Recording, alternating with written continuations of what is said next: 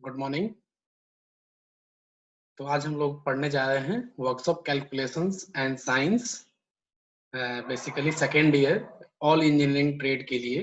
जो भी आईटीआई के बच्चे हैं, किसी भी ट्रेड के हों, किसी भी इंजीनियरिंग ट्रेड के हों और द्वितीय वर्ष में हो, तो उनके लिए वीडियो बहुत ही उपयोगी है, क्योंकि उनके जो सिलेबस के कंटेंट है उसके आधार पे मैंने ये वीडियो तैयार कर रहा हूँ। ठीक है, तो आज जो हम लोग डिस्कस करने जा रहे हैं, बहुत सारे चैप्टर हम लोग ऑलरेडी पढ़ चुके हैं और आज जो हम चैप्टर पढ़ेंगे वो हमारा है लेसन नंबर 5। ठीक है, इलास्टिसिटी। ठीक है, ये लेसन नंबर 5 इलास्टिसिटी। ठीक है, इस चैप्टर को स्टार्ट करने से पहले हम लोग एक बार सिलेबस देख लेंगे कि हमारा इस चैप्टर में क्या क्या चीजें पढ़नी है, ताकि हमको एक व्यू मिल जाए कि हाँ, इन सब चीजों को हमको पढ़ना है। और इसको बहुत ही ध्यान से आप लोग देखिए, और देखने के बाद कोई भी आपको कहीं पे कोई डाउट हो तो कमेंट सेक्शन में जरूर डालिए। ठीक है, मैं उसका रिप्लाई आपको वहाँ पे दूंगा अगर वीडियो में कुछ समझ में नहीं आती है। हालांकि आज का जो हमारा ये वीडियो है, ये प्योरली सिर्फ और सिर्फ एक तरह से हिस्ट्री है। जैसे हम इलास्टिसिटी के बारे में थोड़ा समझेंगे, उसमें कुछ आपको कोई डाउट पूछ सकते हैं। फिर इलास्टिक मटेरियल की हिस्ट्री के बारे में थोड़ा सा पढ़ेंगे। बहुत सारे इलास्टिक मटेरियल हैं, उनको हम देखेंगे कि क्या क्वालिटी होती है, क्या उनका यूजेज है, कहाँ पे उनका प्रयोग किया जाता है। ठीक है, तो वीडियो को ज्यादा से ज्यादा लोगों तक शेयर कीजिए। ठीक है, और पसंद आए तो उसको लाइक भी कीजिए, और कोई भी डाउट हो तो कमेंट में कमेंट जरूर कीजिए। अगर किसी भी तरह का कोई भी डाउट हो तो जरूर कमेंट कीजिए, आपको आपके डाउट को वहाँ पे हम दूर करेंगे। ठीक है, तो हम एक बार पहले चलिए एक बार सिलेबस देख लेते हैं, फिर सिलेबस का हम अपना कंटेंट स्टार्ट करेंगे। आइए एक बार हम लोग सिलेबस देख लें कि क्या सिलेबस पढ़ना है इस चैप्टर में। इसमें हमें पढ़ना है इलास्टिक प्लास्टिक मटेरियल्स। इलास्टिसिटी के बारे में पढ़ना है, प्लास्टिसिटी क्या होती है, इलास्टिक मटेरियल कौन कौन से होते हैं।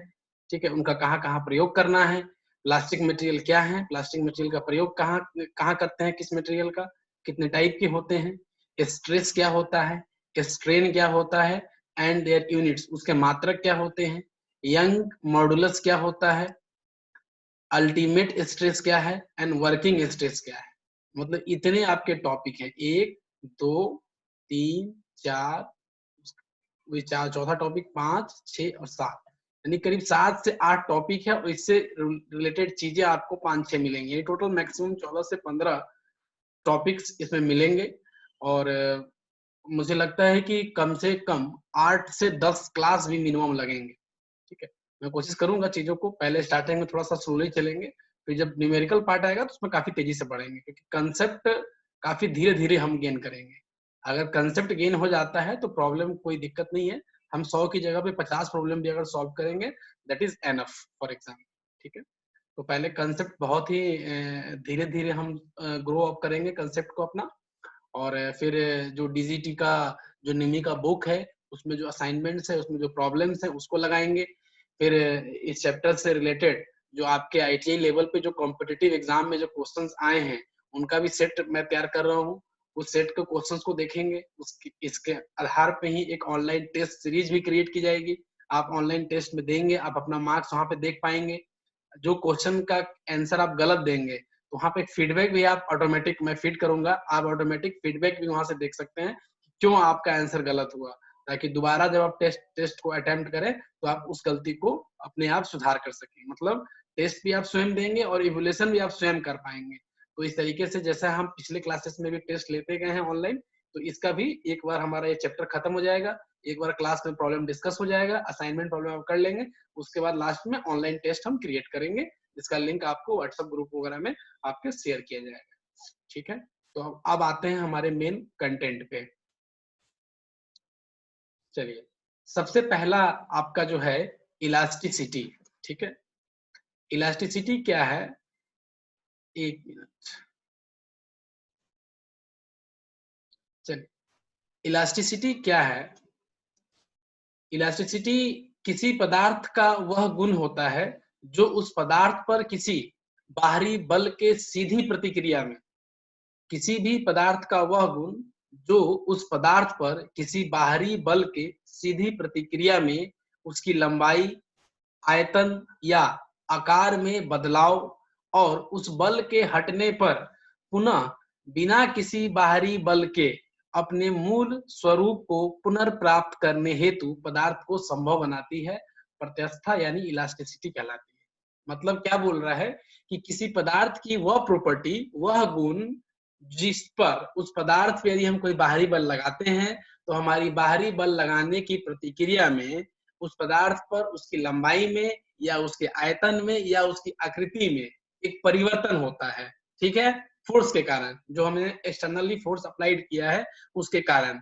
जैसे ही हम उस फोर्स को हटाते हैं उस बॉडी पर से, ठीक है, तो हटा लेने के बाद बॉडी जो है अपने मूल स्वरूप को यानी ओरिजिनल रूप को, ओरिजिनल शेप को पुनर्प्राप्त कर लेती है। कैसे करती है? बिना किसी बाहरी बल के, without any help. Once we remove the force, जैसे ही हमने फोर्स को हटाया, body regains its original shape, body जो है अपने मूल स्वरूप को प्राप्त कर लेती है। यह जो जिस गुण के कारण होता है पदार्थ में, यह जो जिस गुण के कारण होता है उस गुण का नाम है इलास्टिसिटी, प्रत्यस्थता, जिसको हम हिंदी में जानते हैं। I hope it's very clear. मैं एक बार फिर से रिपीट कर रहा हूं, किसी भी पदार्थ का वह गुण किसी भी मेटल पे, किसी भी पदार्थ पे, चाहे वो मेटल हो, नॉन मेटल हो, चाहे कोई भी चीज हो, उस पे आप यदि फोर्स लगा रहे हैं, आप फोर्स लगाएंगे तो कुछ ना कुछ परिवर्तन होगा, या उसकी लंबाई में हो, उसके आयतन में हो, उसके किसी आकार में बदलाव हो। आपके आपने जो फोर्स लगाया है उसकी प्रतिक्रिया में कुछ ना कुछ बदलाव उस बॉडी पे होगा। ज्यों ही आप अपना फोर्स रिमूव कर लेंगे, हटा लेंगे, तो क्या होगा? बॉडी अपने आप स्वयं जो विकृति हुई थी, जो डिफॉर्मेशन आपका हुआ था, उस डिफॉर्मेशन को क्या करेगी? वो अपने आप, उस जो डिफॉर्मेशन हुआ था एक्सटर्नली फोर्स को, अपने आप उसको रीगेन कर लेगी। ठीक है, तो वेरी क्लियर। डिफिनीशन भी बहुत ही आपके अपने मदर टंग में लिखा हुआ है, आपके अपने लैंग्वेज में हमने लिखा है, बहुत ही सिंपल भाषा है, तो किसी को कोई इसमें दिक्कत होनी नहीं चाहिए। फिर आता है प्रत्यास्थ पदार्थ, इलास्टिक मटेरियल क्या है। ठीक है, तो इलास्टिक मटेरियल को हम लोग अब देखेंगे कि इलास्टिक मटेरियल क्या है। इलास्टिक मटेरियल क्या होगा? जिसमें इलास्टिसिटी का गुण होगा। ठीक है, जिसमें भी यह गुण होगा कि जैसे ही हम किसी भी बॉडी पे कोई फोर्स लगाएं तो हमारे फोर्स लगाने के कारण क्या हो रहा है? बॉडी में कुछ ना कुछ डिफॉर्मेशन हो रहा है। लेकिन ज्यों ही हम उस फोर्स को रिमूव कर रहे हैं, उस फोर्स को हम हटा रहे हैं, तो हमारे फोर्स हटाने के कारण बॉडी जो है अपने ओरिजिनल शेप को फिर से प्राप्त कर ले रही है। वो ओरिजिनल शेप प्राप्त करने के लिए हम कुछ फोर्स नहीं लगा रहे हैं, बॉडी स्वयं प्राप्त कर ले रही है। तो इसका मतलब क्या है? बॉडी के अंदर एक प्रॉपर्टी है, बॉडी के अंदर एक गुण है। ठीक है, तो जिस भी मेटल में यह गुण होगा, जिस भी मेटल में यह गुण पाया जाएगा मटेरियल में, वो मटेरियल क्या कहलाएगी? इलास्टिक मटेरियल, प्रत्यास्थ पदार्थ कहलाएगी।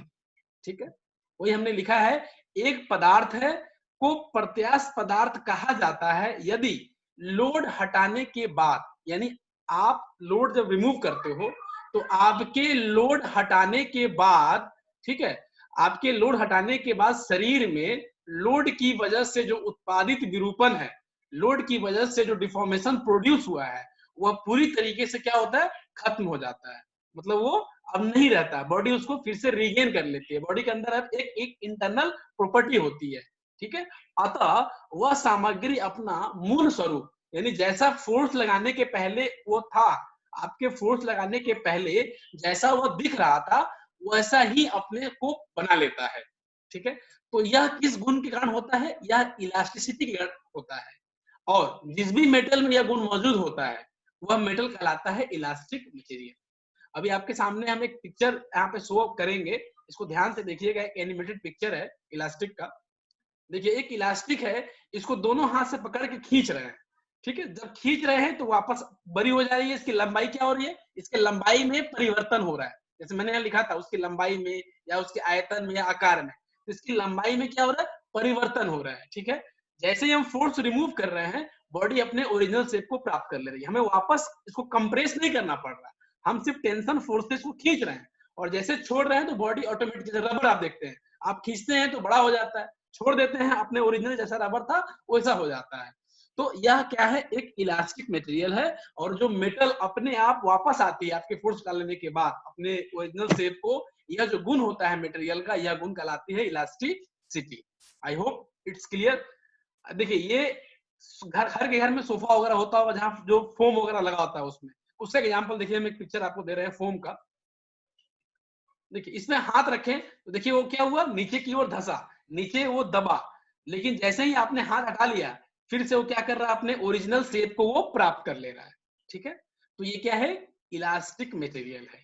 और जिस भी गुण के कारण ये जो फोम है, अपने जिस भी इंटरनल गुण के कारण स्वयं अपने ओरिजिनल शेप को प्राप्त कर पा रहा है, वह जो गुण होता है इस मटेरियल का, वह गुण कहलाता है इलास्टिसिटी, प्रत्यास्थता।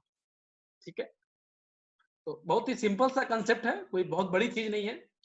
अब आगे हम देखते हैं कि बहुत सारे इलास्टिक मटेरियल होते हैं, इसमें क्या क्या गुण होता है, उस सारी चीजों को हम देखेंगे। ठीक है,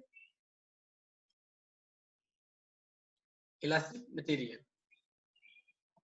तो अधिकांश ठोस पदार्थ, जितने भी सॉलिड मटेरियल्स होते हैं, ठीक है, सॉलिड समझते हैं सभी लोग जो ठोस होते हैं, वो इलास्टिसिटी का यानी प्रतिष्ठा व्यवहार का प्रदर्शन करते हैं। जितने भी ठोस पदार्थ हैं आपके यहाँ पे इन्वायरमेंट में, वो इलास्टिसिटी व्यवहार का, इलास्टिसिटी का प्रदर्शन करते हैं।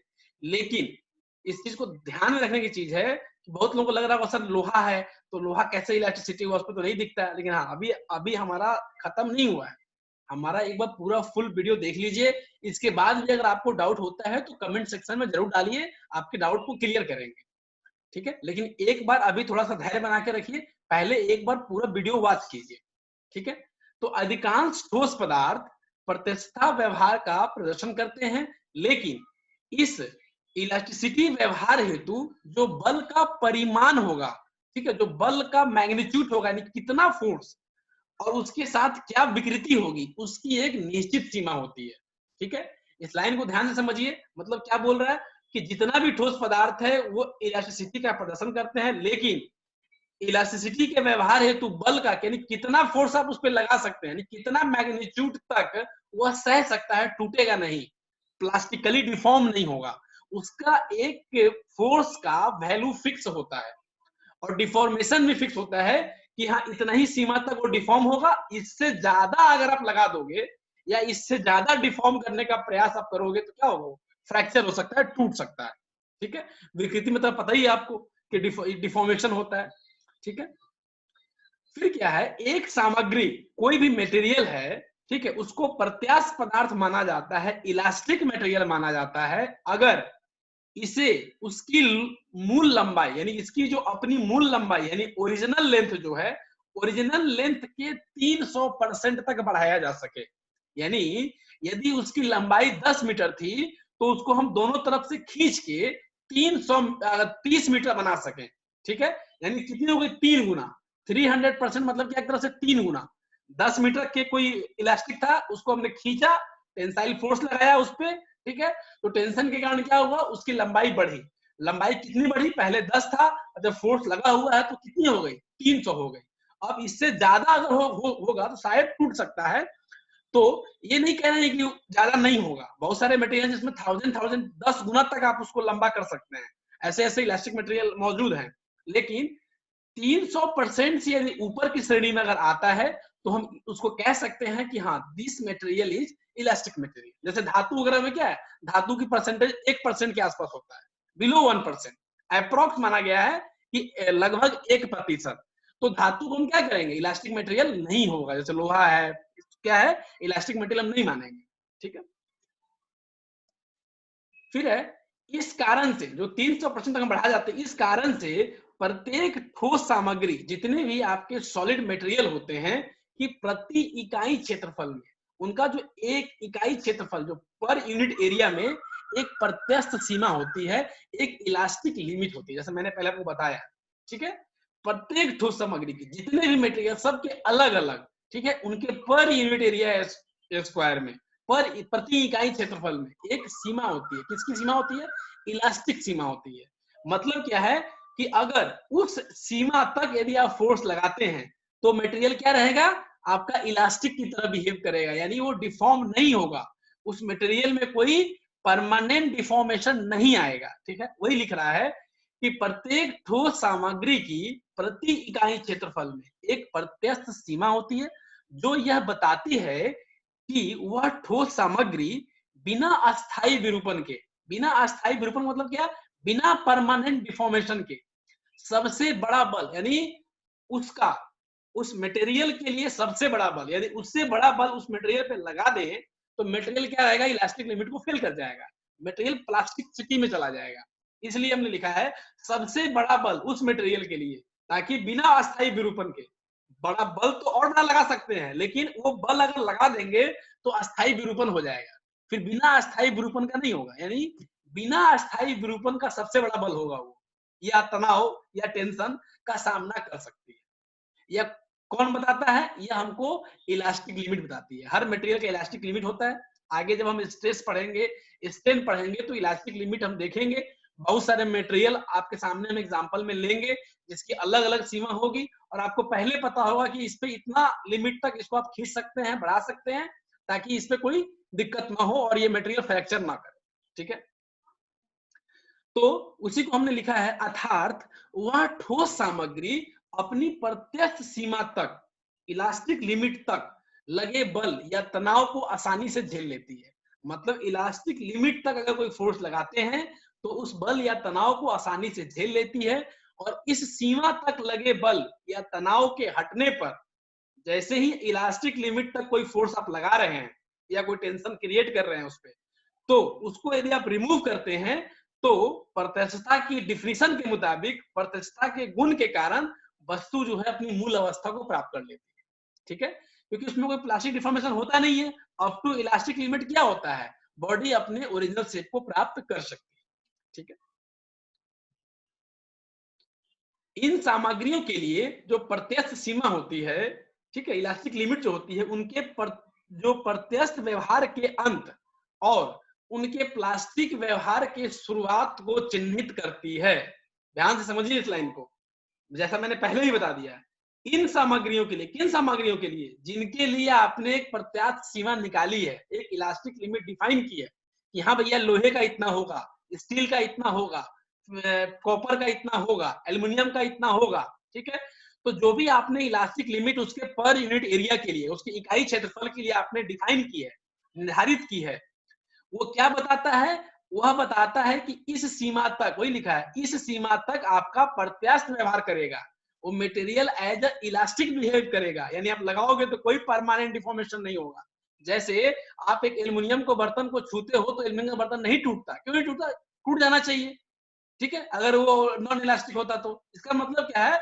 आप जब छू रहे हैं तो फोर्स तो लग रहा है, आप जब उठा रहे हैं तो क्यों नहीं टूटता है? वो नहीं टूटता है ना, क्योंकि अभी भी जो आप लगा रहे हो तो उस पे क्या लग रहा है? फोर्स तो लगा रहे हो, लेकिन वो क्या है? इलास्टिक लिमिट में। जैसे हाँ, उसी एल्युमिनियम को आप क्रश कर दो, बहुत जोर से पकड़ के, कोई पतला सा है उसको दबा दो, जोर से ताकत लगा दो, 2-3 आदमी उसके ऊपर खड़े हो जाओ एक एल्युमिनियम का छोटा सा बर्तन पे, तो क्या होता है? टूट जाता है, ब्रेक कर जाता है। क्यों? क्योंकि आपने अब जो फोर्स लगाया वह उसके इलास्टिक लिमिट से बाहर के जोन में लगाया।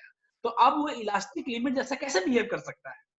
तो वही बता रहा है कि उनके प्रत्यस्थ व्यवहार के अंत, जो इलास्टिक लिमिट है, वह बताता है कि हाँ, इस लिमिट पे आके ये मटेरियल अब प्रत्यस्थ व्यवहार नहीं करेगा। और कैसा व्यवहार करेगा? प्लास्टिक व्यवहार करेगा। मतलब क्या है? परमानेंट डिफॉर्मेशन होना स्टार्ट हो जाएगा। उसी वही लिखा है, उनके प्रत्यस्थ व्यवहार के अंत और उनके प्लास्टिक व्यवहार की शुरुआत को चिन्हित करती है।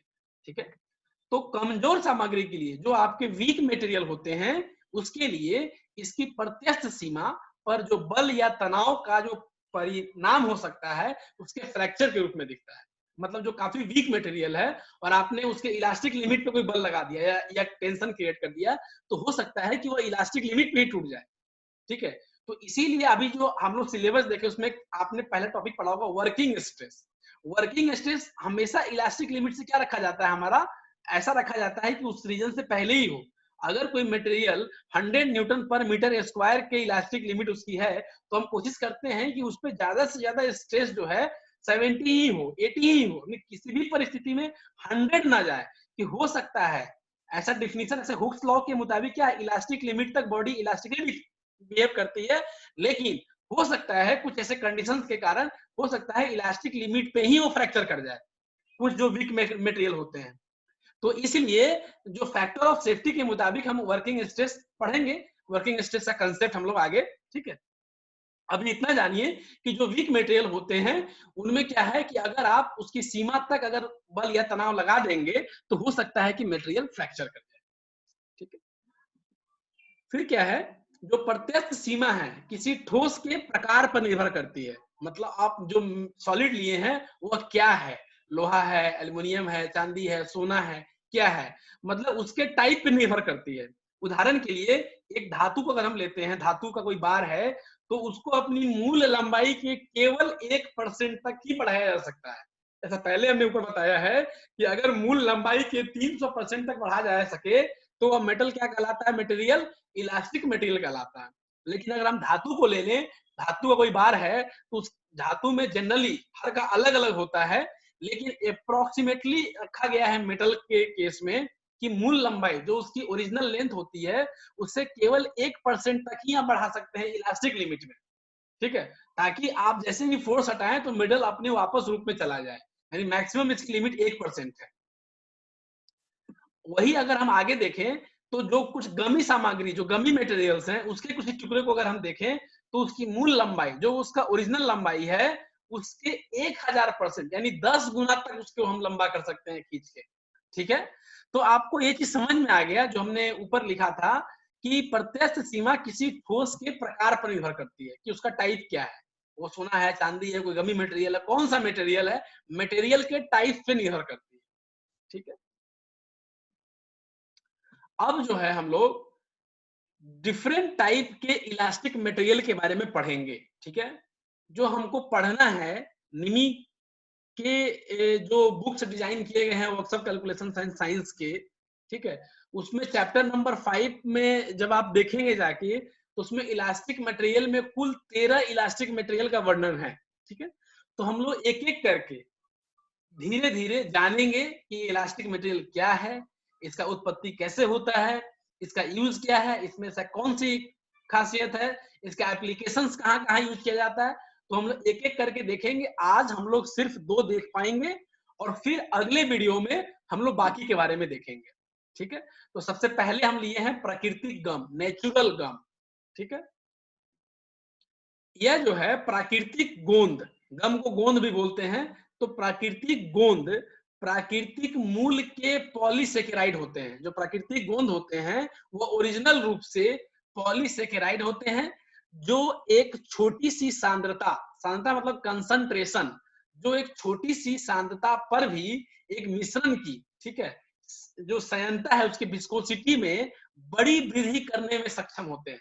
मतलब क्या है कि इसका एक छोटा सा कंसंट्रेशन है, बहुत ही छोटा सा पार्ट, मतलब अगर मान लीजिए कोई सॉल्यूशन है तो 100% का कोई सॉल्यूशन है, उसमें 10% अगर हम इसको मिला देते हैं तो उससे विस्कोसिटी जो होती है पूरे के पूरे सॉल्यूशन की वो काफी बढ़ जाती है, वो बोल रहा है, ठीक है। एक छोटी सी सांद्रता, एक छोटा सा कंसंट्रेशन, मामूली 10% हम मिला रहे हैं, 5% मिला रहे हैं, तो भी क्या है, मिश्रण की जो संयंत्रता है, विस्कोसिटी है, उसमें काफी बड़ी वृद्धि हो जाती है। ये ज्यादातर वानस्पतिक गोंद होते हैं, मतलब नेचुरल होते हैं, पेड़ में पाए जाते हैं। जो पौधे के वुडी, जो पौधे के लकड़ी वाले जो पार्ट होते हैं, जहाँ पे आपको लकड़ियां होती हैं, उसमें या उसके जो बीज होते हैं, ठीक है, सीड्स, उसके कोटिंग्स में पाए जाते हैं, ठीक है। अभी आपको पिक्चर दिखाते हैं, ये पेड़ वगैरह देखे भी होंगे आपके आईटीआई में आगे है भी। ये देखिए, एक पेड़ है, ये देखिए यहाँ पे जो गम है, ये देख रहे हैं ये। अभी इसका हम टुकड़ा दिखाते हैं जो कलेक्टेड फॉर्म है, यहाँ पे दिखा रहे हैं आपको। लेकिन ये इसी तरीके से देखिए वुडी पार्ट से, ये लकड़ी वाला पार्ट है, इसी में निकलता है। बहुत ऐसे हैं जो बीज होते हैं, बीज में भी पाए जाते हैं उसके कोटिंग्स में, ठीक है। इसी का हम यहाँ पे फॉर्म देखते हैं, यहाँ पे देखिए ये जो टुकड़ा है ये बाहर निकाल के रखा हुआ है, ये जो है आपका नेचुरल गम है, ठीक है। अब हम देखते हैं इसका कहाँ यूज करते हैं। इनका उपयोग जो है सो खाद्य उद्योग में, मतलब फूड इंडस्ट्री, जो खाने पीने की इंडस्ट्रीज हैं, उसमें गाढ़ा करने वाले एजेंट के रूप में किया जाता है। मतलब किसी चीज को गाढ़ा बनाना है तो उसमें इसका यूज किया जाता है। गेलिंग एजेंट में यूज किया जाता है, इमलिसिफाइंग एजेंट के रूप में यूज किया जाता है, और स्टेबलाइजर्स के रूप में यूज किया जाता है, ठीक है। और अदर इंडस्ट्री में, अन्य उद्योगों में चिपकने वाले, जहां पे कोई चीज चिपकाना है, चिपकने वाले, किसी चीज को बाइंड करना है तो बाइंडिंग एजेंट के रूप में, क्रिस्टल इनहिबिटर के रूप में, स्पष्ट करने वाले एजेंट, ठीक है, एनकैप्सुलिंग एजेंट के रूप में, फ्लॉकिंग एजेंट के रूप में, सूजन एजेंट के रूप में, और कॉम स्टेबलाइजर आदि के रूप में किया जाता है। ये जितने एजेंट के रूप में किए जाते हैं हमने यहाँ पे इसलिए मेंशन किया है कि बहुत सारे कॉम्पिटिटिव एग्जाम में मैंने देखा है, आपके आईटी लेवल पे क्वेश्चन पूछे गए हैं कि प्रकृति गम निम्न में से किस इंडस्ट्री में यूज किया जाता है, उनमें से एक का नाम दे देता है कि इस एजेंट के रूप में यूज किया जाता है, बाकी आपको प्लास्टिक या दूसरी चीज का नाम दिया रहता है, उसमें एक सही होता है। तो कम से कम आप नाम जाने, बुक्स में इसके बारे में कोई जानकारी नहीं है, फिर भी यदि आप इंटरेस्टेड हैं कि ये गेलिंग एजेंट क्या होता है, इम्लिसिफाइंग एजेंट क्या होता है, स्टेबलाइजर्स क्या होता है सर खाद्य इंडस्ट्री में, अन्य उद्योगों में जो बाकी जो लिखे हुए बाइंडिंग एजेंट, क्रिस्टल इनहिबिटर, आपका एनकैप्सुलिंग एजेंट, फ्लॉकिंग एजेंट, सूजन एजेंट, फोम स्टेबलाइजर, तो इस सब के बारे में यदि आप जानना चाहते हैं तो कमेंट सेक्शन में कमेंट कीजिए, आपको इसका जवाब वहां पे हम देंगे। ठीक है, लेकिन ये आपके सिलेबस में नहीं है। आप अभी तक जो मैंने क्वेश्चन को भी वॉच किया है उसमें ये नहीं पूछे जाते हैं कि ये क्या है और वर्णन करना। क्वेश्चन बस इतने आते हैं कि नेचुरल गम इस इंडस्ट्री में यहाँ पे इस रूप में यूज किए जाते हैं, निम्न में से एक सही का चुनाव करें। तो अगर आप सिर्फ नाम भी याद रखेंगे तो इजिली आप वहां पे आंसर लगा सकते हैं। फिर भी यदि आपको इंटरेस्ट है तो आपको हम बताने के लिए तैयार है। दूसरा, ये पहला हमने देख लिया, हमने आज आपको पहले ही बताया कि आज सिर्फ 2 के बारे में हम पढ़ेंगे, फिर नेक्स्ट वीडियो में बाकी जो है टोटल हमको 13 पढ़ना है। ठीक है, तो हम देखेंगे उसमें जो जो इंपॉर्टेंट्स हैं उनको तो पढ़ ही लेंगे, उसके बारे में डिटेल में, बाकी का नाम याद रख लेंगे कि हाँ ये इलास्टिक मटेरियल के रूप में जाने जाते हैं, ताकि अगर ये चुनने को आए कि निम्न में से इलास्टिक मटेरियल को चुने, उसमें 4-5 प्लास्टिक भी मिला देगा और 2-3 ऑप्शन में सिर्फ इलास्टिक वाला रहेगा, तो आपको पता ही नहीं चलेगा, ऐसे ऐसे नाम से कि आपको देख के लगेगा कि अरे ये तो हो सकता है प्लास्टिक मटेरियल हो। तो इसलिए नाम तो हम जरूर रट लेंगे उसका, और जो इंपॉर्टेंट्स है एग्जाम पॉइंट ऑफ व्यू से उसको हम लोग पढ़ेंगे भी, उसकी उत्पत्ति भी देखेंगे, उसके एप्लीकेशन को भी देखेंगे। सेकेंड है आपका स्पिनेडेक्स या लाइक्रा। ठीक है, लाइक्रा एक ब्रांड का नाम है और जो स्पिनेडेक्स है ये आपका एक क्या है, कोपॉलीमर है। ठीक है, ये एक्चुअली क्या था, द्वितीय विश्व युद्ध के बाद मतलब ज्यादातर इसका उपयोग हुआ लेडीज वियर्स के लिए, जो स्त्रियां का जो कपड़ा है उसके लिए। अमेरिका वगैरह की बहुत सारी ये थी, उसमें आपका रिसर्च चल रहा था कि क्या यूज किया जाए। पहले रबड़ वगैरह एज इलास्टिक के लिए यूज किया जाता, कमरबंद वगैरह के लिए। ठीक है, तो एक लाइक्रा एक ब्रांड है। ठीक है, तो उसने इस चीज को, इस जो स्पेनेडेक्स आपका पॉलीमर है इसको काफी प्रमोट किया। अभी पढ़ लेते हैं इसके बारे में। एक रासायनिक थे आपके केमिकल साइंटिस्ट जोसेफ सीवर्स, उनके द्वारा इसका 1958 में आविष्कार किया गया था। ये काफी उपयोगी है और आज के टाइम में कपड़े से लेके जूते से लेके हर इंडस्ट्री में इसको मिला के यूज किया जा रहा है। ठीक है, तो काफी यूजफुल है और इसके बारे में हर एक को जानना काफी जरूरी है, इसलिए मैंने डिटेल से बुक्स में तो सिर्फ नाम दिया है, बाकी डिटेलिंग कुछ नहीं दी है, लेकिन मैंने आपके लिए ये तैयार किया है। ठीक है, तो आते हैं देखते हैं क्या होता है। स्पेंडेक्स जो है आपका, स्पेंडेक्स या लाइक्रा, लाइक्रा ब्रांड का नाम है। ठीक है, फाइबर का नेम नहीं है, फाइबर का नाम आपका स्पेंडेक्स है। तो स्पेंडेक्स या लाइक्रा एक सिंथेटिक फाइबर है। ठीक है, लेकिन चूंकि सबसे पहले इसी ब्रांड ने प्रमोट किया था तो लाइक्रा के नाम से भी इसको हम जानते हैं। ठीक है, एक तरह का एक सिंथेटिक फाइबर है, मतलब क्या, बनाया हुआ fibre. It is not a natural fibre, it is a man made fibre. तो इसको बनाया गया है, जो अपनी असाधारण प्रतिष्ठा यानी इलास्टिसिटी के लिए जाना जाता है।